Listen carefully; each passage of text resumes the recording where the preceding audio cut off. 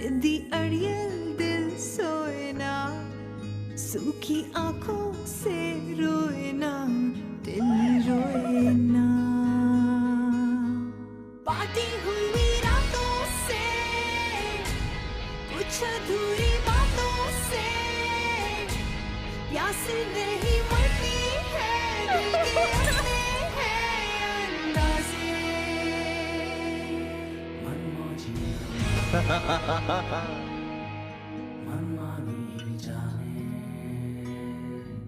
बख्तियार साहब की कोई भी चीज अगर आपको न मिले ना तो रुदाबा बिटिया से पूछिएगा, उससे सारा मालूम है। आपके पास नंबर है रुदाबा का?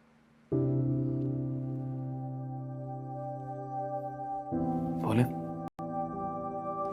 4376-729।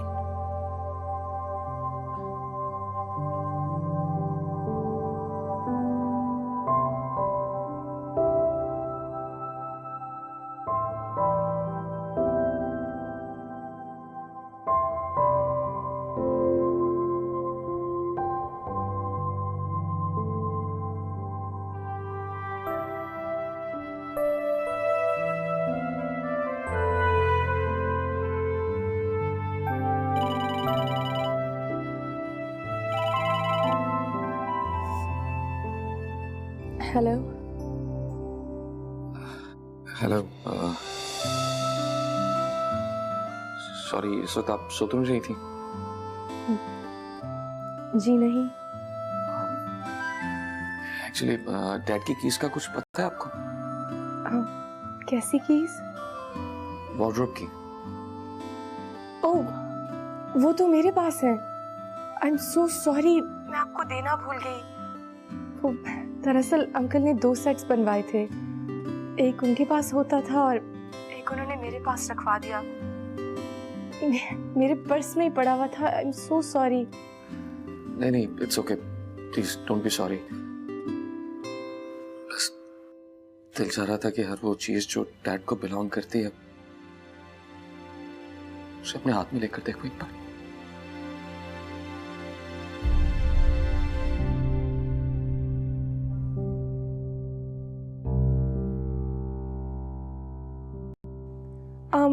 अंकल का सेट उनके मेडिसिन बॉक्स में होता है, आप चेक कर लें। मेडिसिन बॉक्स यहाँ तो कोई नजर नहीं आ रहा। उनकी जो बेड साइड टेबल है ना, उसकी दूसरी वाली ड्रॉर में। You said second drawer on the left.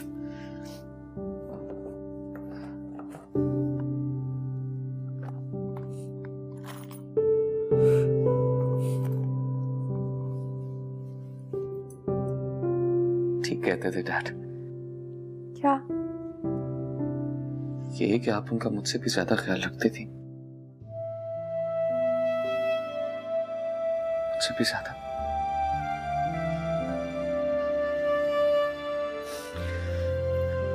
Good night. Good night.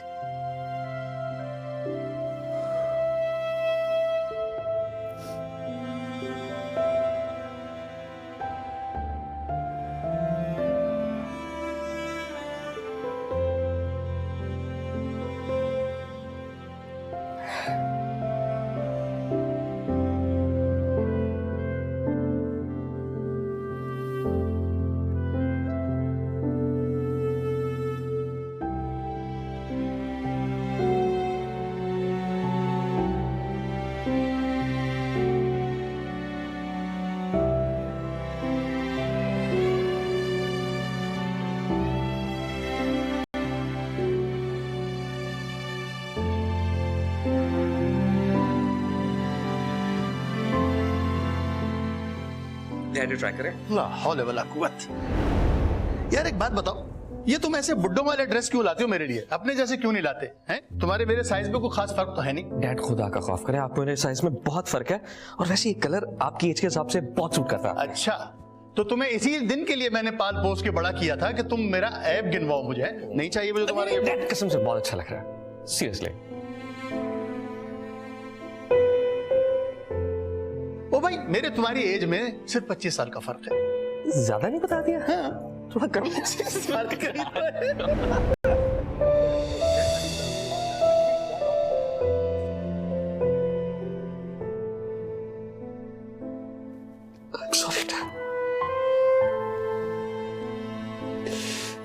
आपके पास नहीं था। सॉरी डैड, डैड मैं बुरा बेटा नहीं था, बस पता नहीं चला।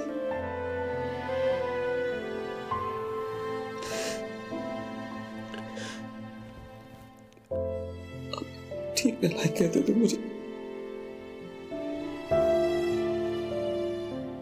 अगर लाइक होता तो उस वक्त आपके पास होता, अकेला देना है।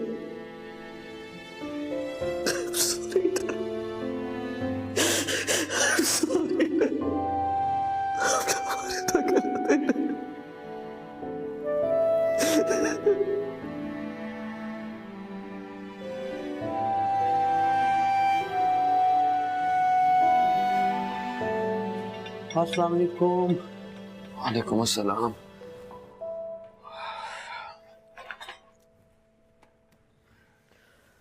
बैठे रमजान चाचा। अरे यहाँ कहाँ बैठे हैं, वहां ऊपर बैठे हैं। अरे नहीं नहीं, मैं यहाँ ठीक हूँ, मैं बिल्कुल मजे में हूँ। आप सुनाइए, आपकी रात कैसी कटी? कटी गई। आपके ना डैडी भी इसी वक्त चाय पिया करते थे। जाहिर है उन्हीं की औलाद हूँ। वो चाबी मिल गई आपको?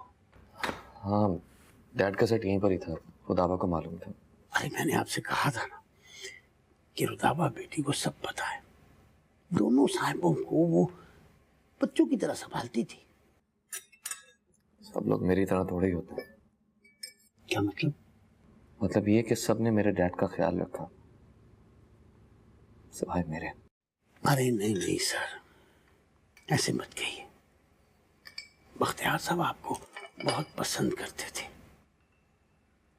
वो सबसे कहा करते थे कि मेरा बेटा मेरा फख्र है, मेरा बेटा मेरी जान है। इस घर का काम भी आप देखते थे? हाँ, दोनों घरों का काम मैं ही संभालता था, मगर वो घर तो वीरान हो गया रहमत साहब के बगैर। आदिल मियां अपनी बहन को अपने साथ ले गए, हालांकि वो जाना नहीं चाह रही थी। हमारे साहब तो बहुत प्यार करते थे अपनी बेटी से। वो 2 दिन के लिए भी अपने भाई के घर छोड़कर नहीं जाते थे। वो कहा करते थे कि मेरी बच्ची उस घर में घबरा जाती है। आपके पास जब बख्तियार साहब के साथ वो अमेरिका आए थे, बड़ी मजबूरन छोड़ के गए थे भाई के घर। मगर किस्मत क्या चीज है, इंसान को अपनी मर्जी से कहाँ रहने देती है। वरना रात को जिस घर में हम गए थे, अगर हमारे साहब जिंदा होते और आदिल मियां यूं अपनी बहन को अपने साले के पास छोड़कर बाहर गए होते तो कयामत आ जाती। क्यों? इसलिए कि आदिल मियां के ससुराल को वो अच्छा नहीं समझते थे। उनके साथ किसी तरह कभी कोई रिश्ता रखना ही नहीं चाहते थे। उन्हें क्यों अच्छा नहीं समझते थे? इसलिए कि आदिल मियां का साला जो है ना, वो अच्छा नहीं है। बड़ी हराम की कमाई है उसके पास। और मैं अच्छा, अगर आपको कोई और चीज जरूरत हो ना तो मुझे बुला लीजिएगा, मैं साथ ही कमरे में तो हूँ। ठीक है साहब?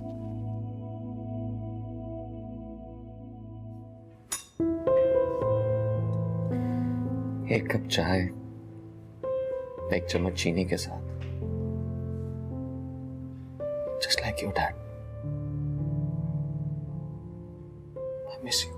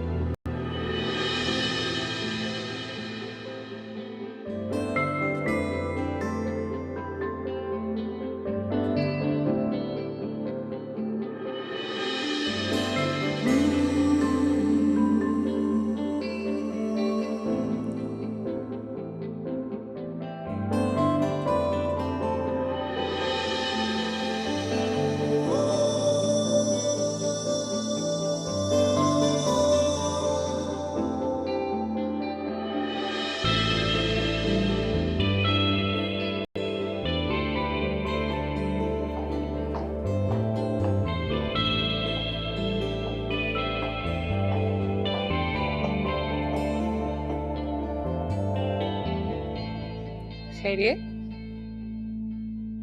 हाँ, बस यूं ही। कल तुम बहुत देर से आई, मैं काफी देर वेट करती रही तुम्हारा, फिर मैं अपने कमरे में चली गई। खैरियत थी? सर्वेंट क्यों आया था? वो बुलंद को लेके आए थे।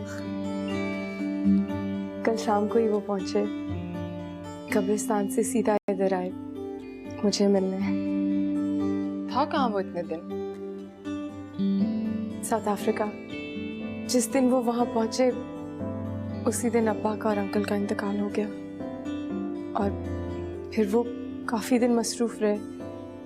फिर जब उन्होंने कॉल करने की कोशिश की तो कनेक्ट नहीं हो पाए। तुम्हें तो पता है डाकुओं ने दोनों के सेलफोन्स ले लिए थे। असल में गलती हमारी है, हमें ना अब्बा की और अंकल की सिम्स निकलवा लेनी चाहिए थी। वो बेचारे इतने परेशान थे, जब कॉल नहीं मिली तो वो फिर सीधा इधर आ गए अंकल की खैरियत पूछने के लिए। और जब यहाँ आए तो अंकल ही नहीं थे। कैसा लगा तुम्हें? बिल्कुल उलट, जैसा मैंने सोचा था वैसे नहीं। क्या मतलब? वो इतने भी अंग्रेज नहीं है और काफी अच्छी उर्दू बोल लेते हैं, बल्कि मेरे साथ तो उन्होंने उर्दू ही बोली।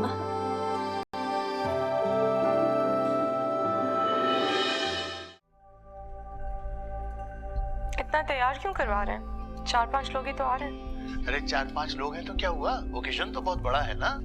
और फिर एक ही तो बेटा है मेरा। वेरी गुड, माशाल्लाह। इधर देखो बेटा, इधर देखो मेरी तरफ। अरे भाई आप लोग यहाँ बैठे हुए हैं, वहाँ सारे लोग इंतजार कर रहे हैं। हाँ चलते हैं भाई, जरा कुछ जरूरी काम है मेरे, वो तो मैं कर लूं। ला बेटा, अपनी प्यारी सी उंगली दिखाओ मैं। ये देखो बुलंद, तुम्हारी मैं मंगनी की अंगूठी पहना रहा हूँ तुम्हारी दुल्हन को। और हाँ, एक काम और है क्या? बेटा, ये जो दुपट्टा है ना, मेरी माँ ने तुम्हारी सास यानी मेरी बीवी को पहनाया था जब वो आई थी पहली मर्तबा घर पर। आज मैं तुम्हें पहना रहा हूँ। देखो बुलंद, मैंने तुम्हारी अमानत पहुंचा दी है, फिर न कहना कि अब्बा ने कोई चीज छोड़ी। अरे भाई अब चले, बाहर लोग इंतजार। हाँ जरूर जरूर जरूर। आओ बेटा आओ। जरूर।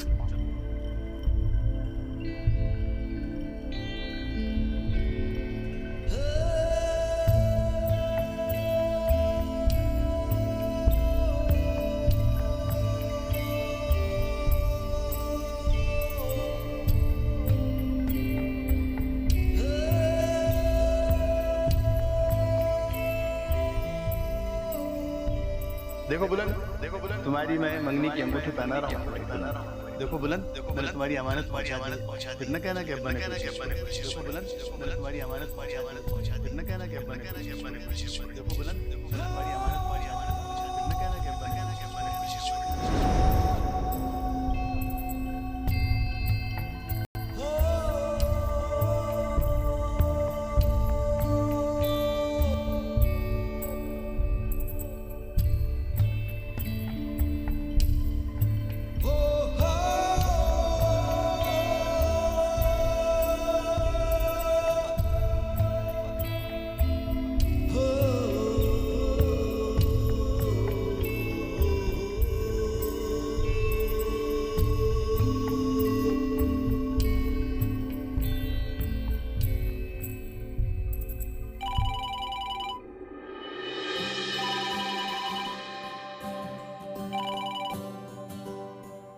Hello, good morning.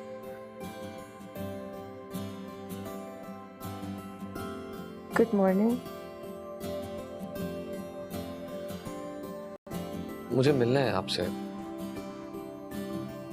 जी, मुझसे? जी, आपसे। मैं आपको लेने आऊंगा शाम को। वो लेकिन आ जाऊं? जी, आ जाए। कोई प्रॉब्लम है? नहीं, प्रॉब्लम तो कोई नहीं। आप कॉन्फिडेंट साउंड नहीं कर रही। अगर आप मेरे साथ जाना नहीं चाह रही तो आप थोड़ी देर अपने घर आ जाएं, मैं वहीं आकर आपसे बात कर लूंगा। नहीं नहीं, कोई मसला नहीं है, मैं चलूंगी आपके साथ। ठीक है, आप तैयार रहिएगा शाम 6 बजे।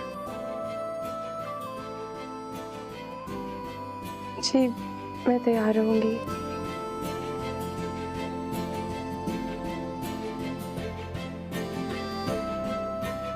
वो मुझसे मिलना चाहते हैं, कह रहे हैं कोई जरूरी बात करनी है। तो इसमें इतना परेशान होने की क्या जरूरत है? ऐसे मौकों पे तो खुश हुआ जाता है। अच्छा चलो मुझे बताओ क्या पहनोगी तुम? मैं यही तो पहनूंगी। नो वे, चलो मेरे साथ, लेट्स गो। आज शाम को आ रहे हैं। हाँ हाँ चलो, ऐसे होली में तुम्हें कभी भी नहीं जाने दूंगी। क्या? चलो। ओह वाओ, अगर तुम्हें मशरकी लड़की का इंप्रेशन देना ना तो इससे बेस्ट ड्रेस कोई हो ही नहीं सकता। पता नहीं यार, पता नहीं उन्होंने क्या जरूरी बात करनी है। 12 हाँ 12वीं बार तुमने ये सवाल किया। तुम खुश होने के बजाय कॉन्स्टेंटली टेंशन में हो। हाँ, इसमें खुश होने वाली बात ही क्या है? अब देखो तुमने मुझे इतना ओवर ड्रेस कर दिया है और मैं वहां जाऊं और पता चले वो मंगनी तोड़ना चाहते हैं तो फिर कितनी एम्बैरेस होंगी मैं। हाँ, मंगनियां ऐसे नहीं टूटती रुदाबा। कोई मंगनियां तोड़ने के लिए इतनी इज्जत से नहीं बुलाता और तैयार होके आने के लिए तो बिल्कुल भी नहीं कहता। अगर उसे तुमसे मंगनी तोड़नी होती ना तो वो तुम्हें बताए बगैर अमेरिका चला जाता। अपने अब्बा की कब्र से उस बरसती बारिश में तुमसे मिलने तो कभी भी नहीं आता। Taiba, I am so sorry. Anyways, तुमने नेल पॉलिश लगाई है? नहीं। क्यों? उससे क्या फर्क पड़ता है? ओह, फर्क पड़ता है। जब इंसान अच्छे से तैयार हो तो उसका कॉन्फिडेंस लेवल और बढ़ जाता है। Let me get the nail polish for you. Seriously? Here nail polish लगाओ। ये हाँ। तैयबा, इतने ब्राइट कपड़े तुमने पहना दिया, ऊपर से इतनी ब्राइट नेल पॉलिश क्या बना रही हो मुझे? तुम बहुत परफेक्ट लग रही हो, बिल्कुल भी ओवर नहीं लग रही। यार इतना तो हम बाहर जाने के लिए तैयार होते हैं। तुम बैठो और ये नेल पॉलिश लगाओ, मैं परिसी को देख के आती हूँ। बहुत ओवर है। बिल्कुल भी नहीं है।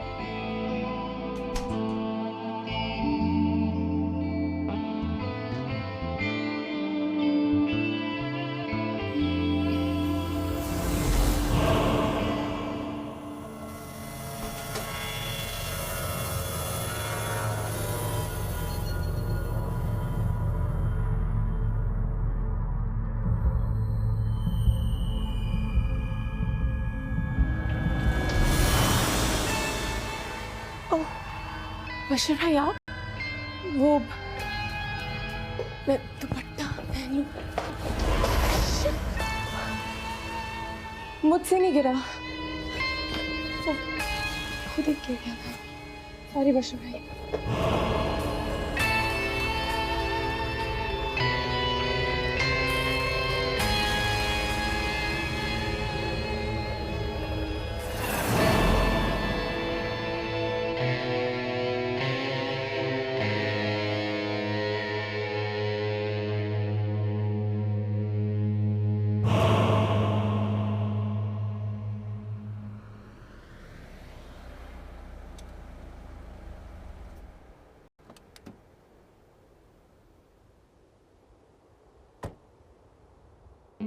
लिसन नाउ, अगर वो तुम्हें अच्छा लगा तो तुम उसे गाड़ी से उतारना और मुझसे मिलाना, और अगर नहीं अच्छा लगा तो बाहर से ही फारिग कर देना।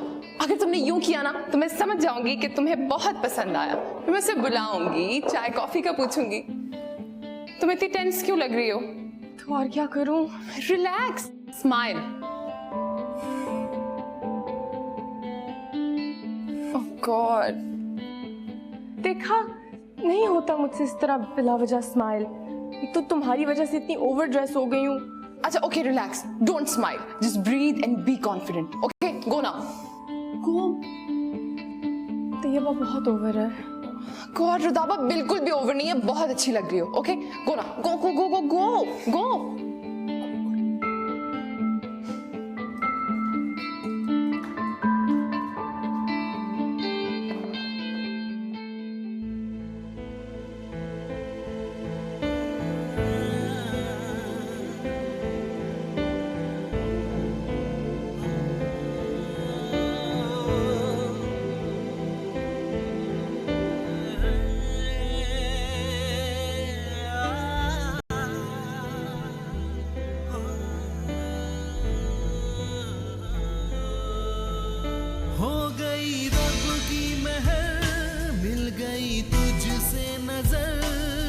में खो के मैंने पाई जिंदगी है, जीने की आदत है तू, रूह की राहत है तू, इश्क तेरा अब से मेरी बंदगी है,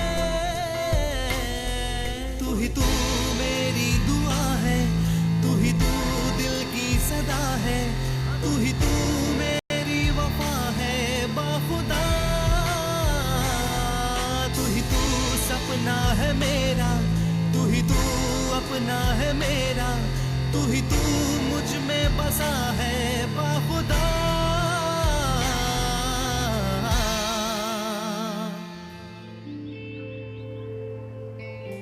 अस्सलाम वालेकुम। वालेकुम अस्सलाम। प्लीज आइए।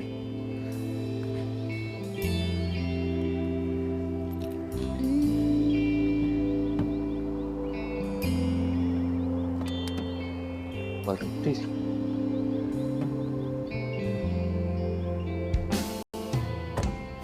कौन है ये?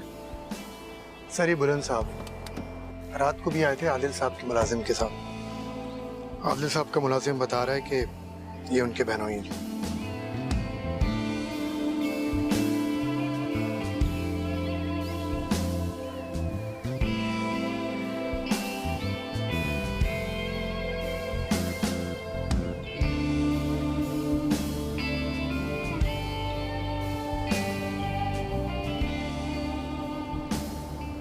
आप शायद अनकंफर्टेबल फील कर रही हैं मेरे साथ।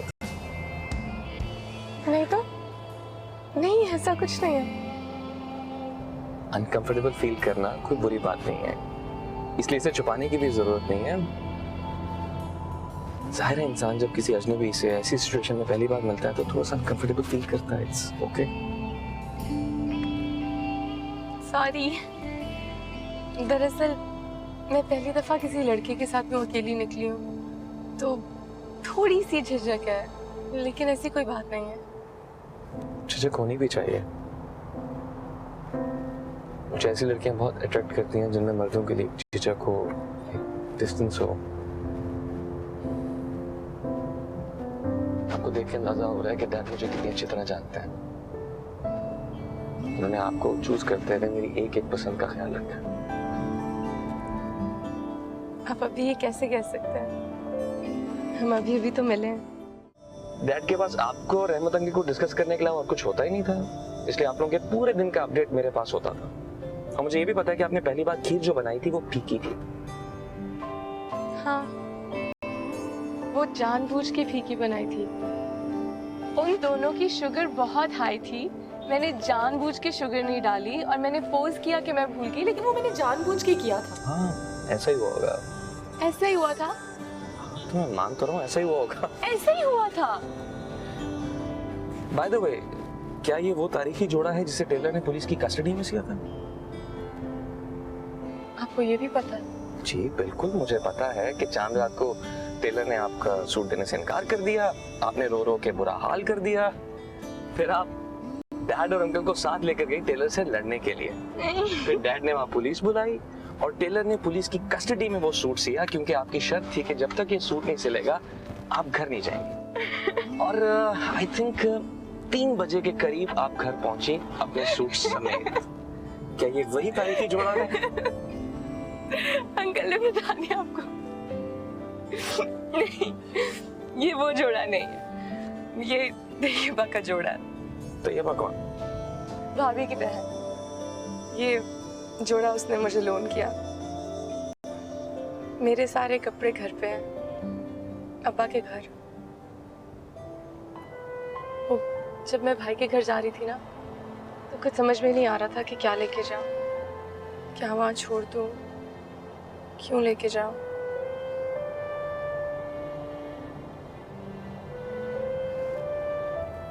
मैं ये सब बातें इसलिए कह रहा था ताकि आपको यकीन दिला सकूं कि मैं आपको बहुत अच्छी तरह जानता हूँ, लेकिन आई थिंक मेरी बातों से आप अपसेट हो रही हैं। I am sorry. अच्छा ये बताएं कहाँ चलें? जहाँ आपका दिल। इसलिए तो आपसे पूछ रहा हूँ कहाँ चलें, क्योंकि मैं चाहता हूँ कि हम वहां जाएं जहां आप जाना चाहते हैं।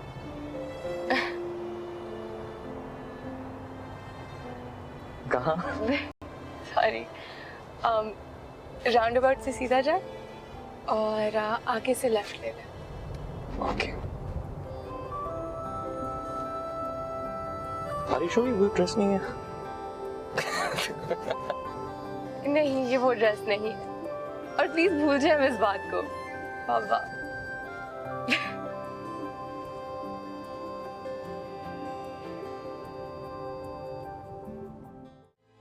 भाई आज रुदाबा बहुत अच्छी लग रही थी।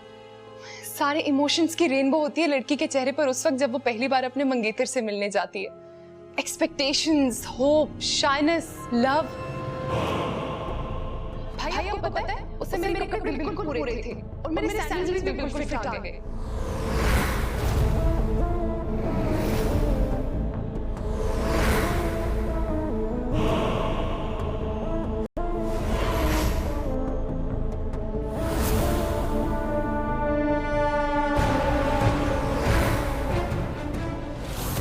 कुछ लोगों की किस्मत इतनी अच्छी होती है दिल करता है उन्हें चुरा लें।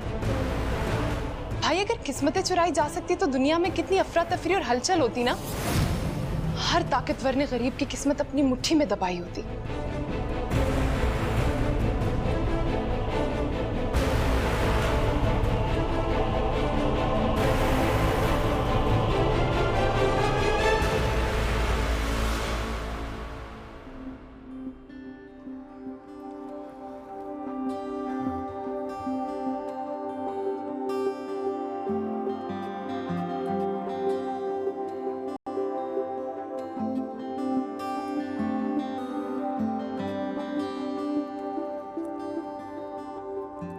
पता नहीं मैं आपको कैसा लगा हूं, लेकिन आप मुझे बहुत अच्छी लगी हैं।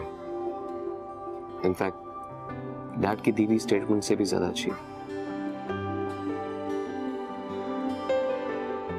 रुदाबा, मैं इस रिश्ते को निभाना चाहता हूं।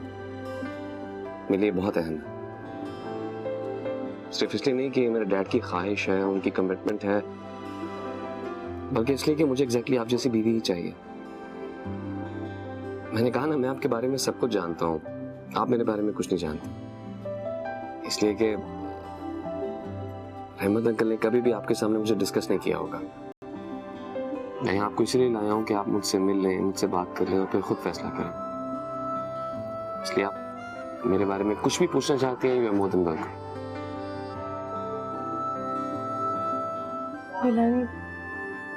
मैं एक बहुत टिपिकल देसी लड़की। आप जितनी एजुकेशन नहीं है मेरी, और आप जितना एक्सपोजर तो बिल्कुल नहीं है मेरा। आई एम हैप्पी कि मैं आपको पसंद आ गई हूँ, लेकिन शायद वो टेम्परेरी है, क्योंकि आई डोंट थिंक कि आगे जाके मैं आपको सूट करूंगी। अब वो दरअसल मुझे बाहर की लाइफस्टाइल से, हंगामा, शोर, इन सब चीजों से बहुत घबराहट होती है। मुझे भी बहुत घबराहट होती है, वहाँ के शोर से, हंगामे से, और स्पेशली वहाँ के लाइफस्टाइल से। मैं वहाँ उन लोगों के लिए काम तो कर सकता हूँ, उनसे दोस्ती भी कर सकता हूँ, मगर उन जैसा नहीं बन सकता, इसलिए कि उनके असल और हमारे असल में बहुत फर्क है। इसलिए मैं चाहता हूँ कि मेरी लाइफ पार्टनर एक ऐसी लड़की हो जो मेरे दिल की ज़बान समझे, मैं उसके दिल की ज़बान समझूं, जो मेरी जैसी हो, और आप बिल्कुल मेरी जैसी हैं।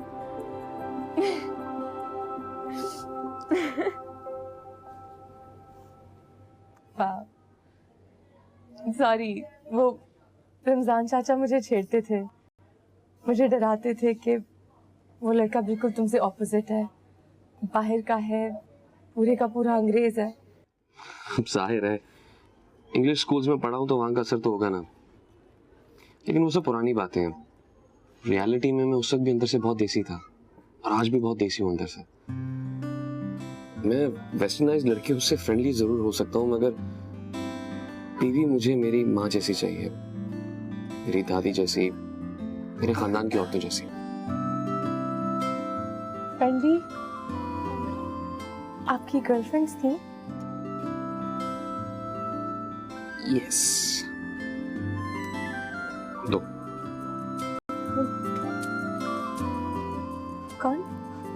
कौन?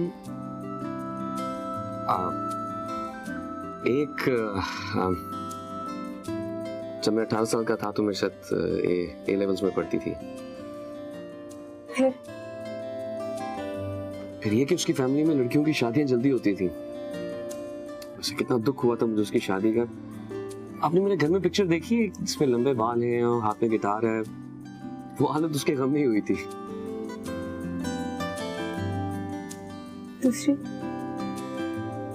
दूसरी उसका भी बताओ। ओके। वो एक इंडियन लड़की थी, मेरे साथ काम करते थे कोई 5 साल पहले जब मैंने ग्रेजुएशन की।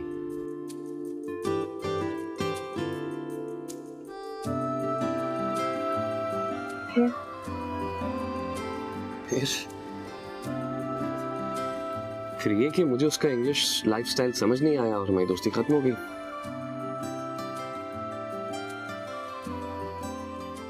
फिर डैड ने आपको देख लिया और मुझ पे सख्तियां शुरू कर दी। सख्तियां मीन्स के उन्होंने मुझे खुद को एक्सप्लोर करने में बहुत मदद दी। फिर मुझे रियलाइज हुआ कि मैं अपने रिश्तों के मामले में बहुत पॉजिटिव आदमी हूँ, बहुत ईमानदार, और मेरे साथ कोई ईमानदार लड़की चल सकती है। वैसे आपको तो पता चला ना कि आप डैड की बहू हैं। मुझे बहुत पहले अंदाजा हो गया था, इसलिए मेरे लिए रिश्ता नया नहीं है।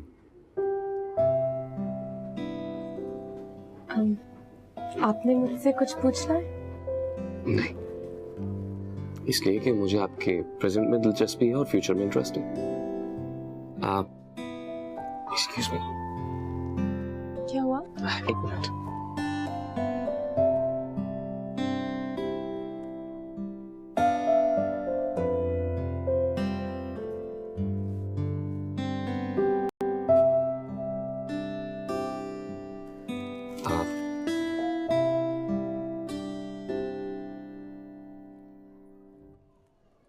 क्या अब हमारी शादी हो सकती है?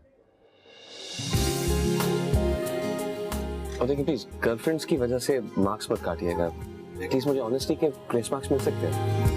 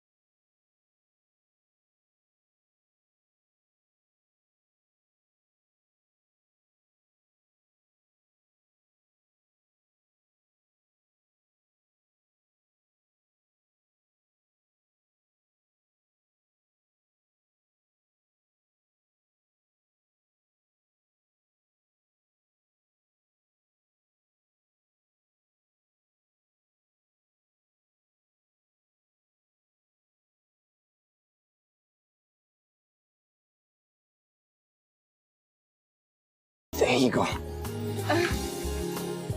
Thank you. You're welcome.